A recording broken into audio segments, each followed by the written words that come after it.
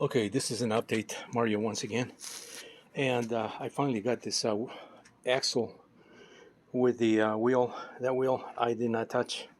So, and I'm not even going to attempt to remove it unless I can find a way to get this bearing out, maybe, and then work from the have a some kind of a way to put a heavy duty pipe and bang it and see if I can get that get this rim intact away from the axle. If it doesn't work right away, I'm just going to leave it because I don't want to risk another having to sacrifice another wheel hub when it really doesn't need it. The wheels are intact. I would like to have these wheels completely out so that I can clean them, prime them, and paint them again. Do a nice job there. But if I just can't get this out, I think I'm just going to leave them and just clean them really well, and then cover the tire. Um, Mask the tire, and then just spray paint this right on top of that. I may sand it lightly because there's enough room there that you can work around with your hand in a sponge sander. But I am happy that I was able to get this axle out. As you can see, this was one of the first things that came off, or was came loose. This is still solid there. This is a bearing right here is still solid. So now that this complete unit is out, I can grab it with my puller from the bottom here. So that's the puller, and I actually got this out because it was sticking out here, and so I grabbed it with just the two jaws right around the plate here, and was able to just slide it out, and so that slid right out from from this plate actually, which is this was like locked onto that ball bearing there, the rim of this ball bearing, so that that came out. But this bearing is still on the shaft, pretty tight. So I think I can, if I can remove this, that'd be even great because I can work on the axle and just remove some of this uh, um, rust. You know, just sand it completely, grease it, and then put it back together, and maybe just paint some of these components here. You know, this cannot be painted because this is a surface that where the brake band needs to grab onto. So this cannot be oily. This right now it's oily because of all the lubricant that I've been spilling. But this has to be cleaned and left as raw material. This can be painted around the. Actually, we can. This can be painted and without worry of the paint stripping. If we go to this line right here and just leave the sprocket teeth intact, you know, just bare metal so that they engage into the sprocket chain. But this I plan on painting. The axle, like I said, I would like to remove it completely and sand it and lubricate it really well with some graphite lubricating grease. That should prevent this from being stuck in the future. Not that I plan on doing this again, ever again. It's a one-shot deal. I'm going to paint this, and that's going to stay there for as long as it can stay. This will probably outlive my life, so I am not worried about that. I just want something nice. You know, I wanted to get this out, and now that this is completely removed from all the mechanics, I can sandblast this and start my painting. So I'll be doing that this coming weekend, I believe. But I'm glad I got this. Pardon me. My nose is running because I just allergies or something, you know, with the sun. Anytime I'm out in the sun here, my nose starts running. Um, so yeah, this was the major thing here. I had to sacrifice a rim, but not bad, not bad. Learned a lot in the process here, and I want to thank all those. The very few, I shouldn't say all those because there's not very many people that follow these things, and the very few people that kind of told me, you know, if you want to sacrifice if you want to save the axle, you know, you're going to have to sacrifice the one of the wheels. You know, if I would have just listened to you and just gone directly to it, it would have saved me a lot of time. But I did need to get this tool here. It's a great tool. This tool right here, it's worth the price. You know, I paid close to $100 for this one. There's another one that I have coming. You know, Amazon was not able to cancel that order, I guess, or even though it wasn't even shipped, it was like in process of shipping, and I got tired of waiting, so I ended up ordering this one, which came in 2 days. The other one still, still hasn't gotten here. They told me it's going to get here this Thursday, even though it was meant to be delivered on the 26th of this month, July 2024.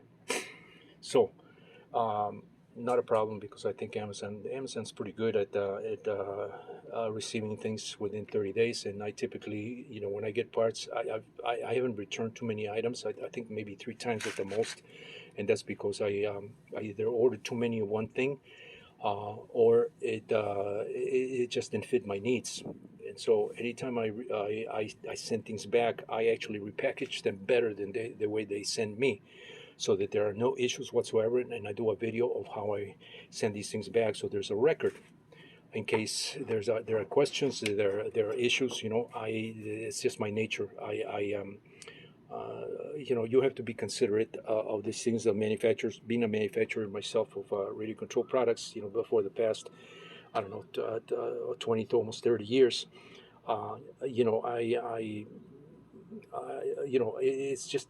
it's just common sense consideration. That you have to do. You don't want to use a tool and then send it back. Then it becomes a used tool. That the manufacturer cannot resell that as a new unit. So if it visually it doesn't look like it's going to work, send it back. Don't even bother testing it. And sometimes I guess people try these things, and if it doesn't work, or if it's not that high of a quality, I guess you could return it, and it's up to the manufacturer's discretion, to give you money back or a replacement.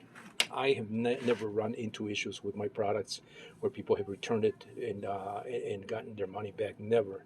In the 25, 30 years that I've been operating as MIA Microflight, I've never had none of those issues. It's because I make sure that the customers know exactly what they're getting. The descriptions are very clear, that I place next to my products in my website, and everybody knows exactly what they're buying. And if they're not sure, I urge the customer to double check with me. And sometimes I get questions asked. 99% of the time, I don't get any questions asked. Customers just buy, and those are the best customers because they know exactly what they're getting. It is those customers that they keep asking you questions, and they waste their time asking questions are the ones that aren't sure. Or sometimes they just want to buy things to see how it's made, and then they want to return it very sneaky ways. Which somebody that is in the business, that has a little business, understands that you can spot those types of people and customers. But like I said, the other one that they couldn't stop the shipment. I'm just gonna return it as is. I'm not even gonna repackage it because it's not an open box. No need for me to open this. This is working just fine for me. Even though I did manage to with so much force. I mean, we're talking 15 tons of pressure here.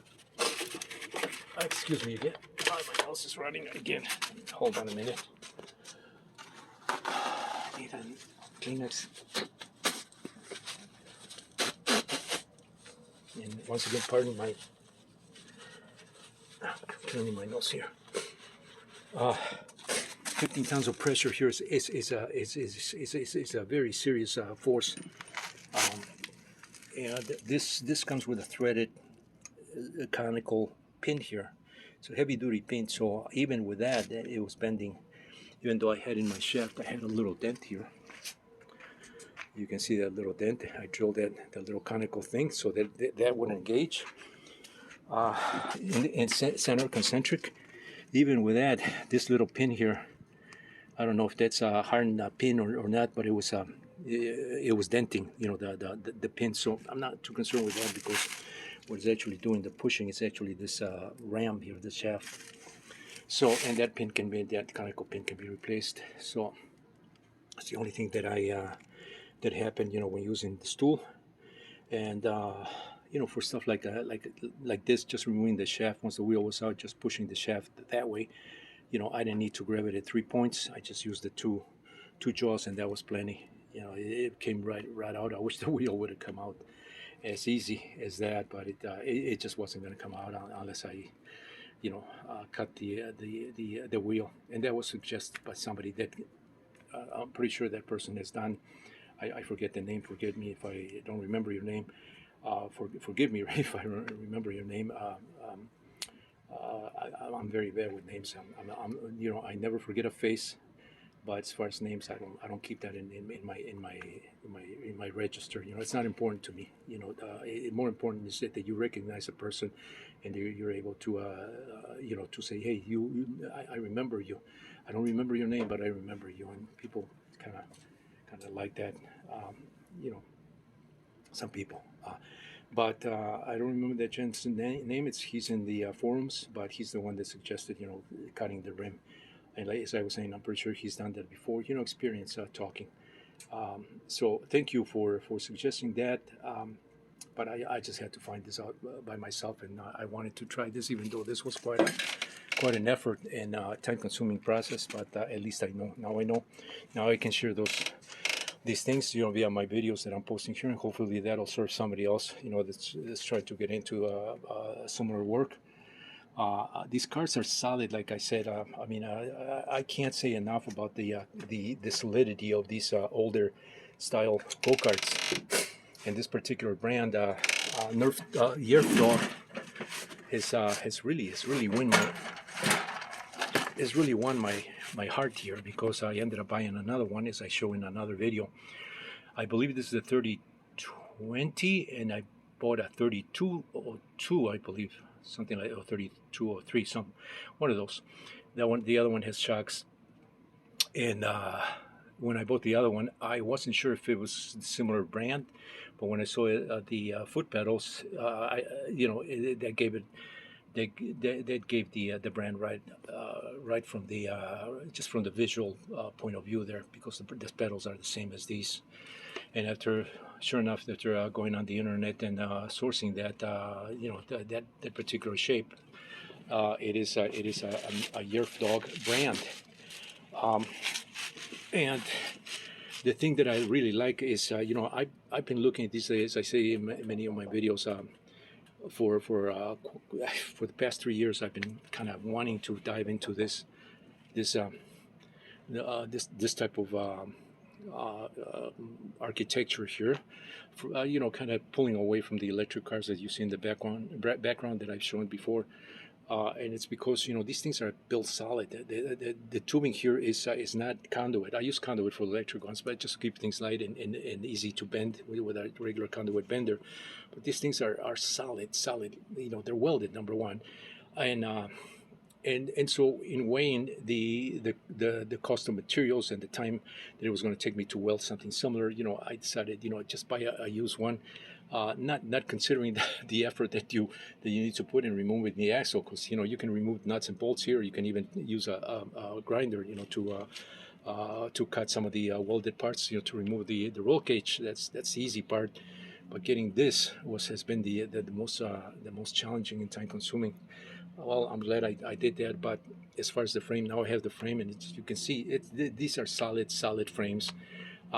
I much rather have one of these frames than the newer type of frames, even though I believe they use the same type of materials in assembly.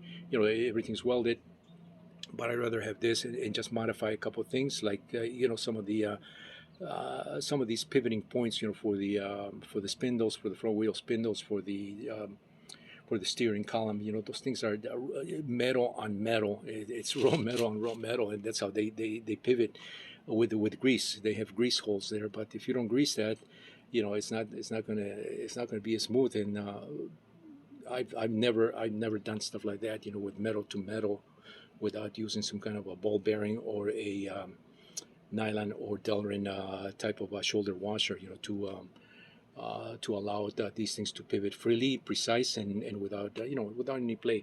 And that's how all my go-karts are done, as far as the steering and the spindles are concerned. All those things run on similar nylon Delrin, mainly Delrin step shoulder washers for all these things that they need to pivot freely. Spindles and the steering axle. So considering that, and putting it back together, with the same components and maybe electric, I am considering doing this as an electric conversion. So once I get it painted, I will be deciding on that. Um, but yeah, so I just wanted to do this video and capture this much here, and from this point, it should be fairly easy down the road, or the downhill, as they say, because sandblasting this, I'm going to attempt to sandblast this with the sandblaster that I have. I only used that sandblaster one time, but it does sandblast clean, to clean metal. Um, or either that, or just use a pressure washer with an adapter in sand and water, which I think is the better option, because you don't have all this dust, spitting out into the atmosphere, and it's a lot easier from a personal protection standpoint. You're not risking breathing some of that stuff, even though I typically protect myself with the proper equipment, headgear, um, you know, things for your eyes, things for your nose, for your lungs, those type of protective devices. But yeah, so I'm really excited here. I already took an image of the number 3. I basically just took a piece of paper and took a pencil and kind of went over that, just to get the outline of the 3 here. Just one half of that, because the 3 is, if you can do it in two halves, mirror image with the top and the bottom, you have that basically geometry. So I did that, and I'm going to do that on the computer and maybe get a vinyl, do it in a vinyl cutter. Um, my daughter can probably help me with that. She's got one of those little vinyl cutter machines. I also have a vinyl cutter, but it's more industrial type, and it's a kind of a bulky cutter. I haven't used that for 4 years as well. It's just sitting there, so, but might be a good time to pull that out again and do some of this artwork. The 3. I really like those little paws that this car typically had. So those are like the Yerf dog trademark paws, and I really like the also the name, the way they did it on the back. So, I've already taken snapshots, and if not, the internet has a good amount of information that you can lift that, from pictures or photographs, and then do it on the computer and come up with vinyl, just vinyl lettering for this car. So it's going to look really cool. I am going to keep the same yellow. I really like this yellow. School Bus yellow has been one of my favorite colors, and a color that I have used quite a bit in my own products, beginning with micro helicopters. When I established those, when I started putting those out back in prior to 2000, and through some of the early forums, AOL, in some very very early forums, and the internet, my website, you can see I have a whole lineup of all my little helicopters that I did since those back in those years in the 80s, that have the evolution of those little helicopters, and all of them are mostly School Bus yellow, because I just like the way this projects the product. It's a very right in your face color.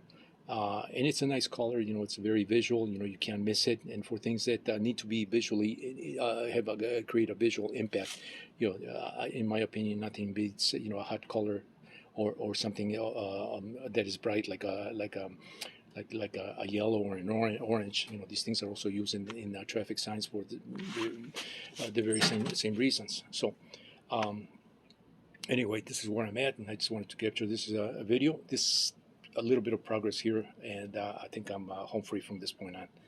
Stay tuned for the continuation as I'm keep working on this project. Mario, once again, thanks for watching.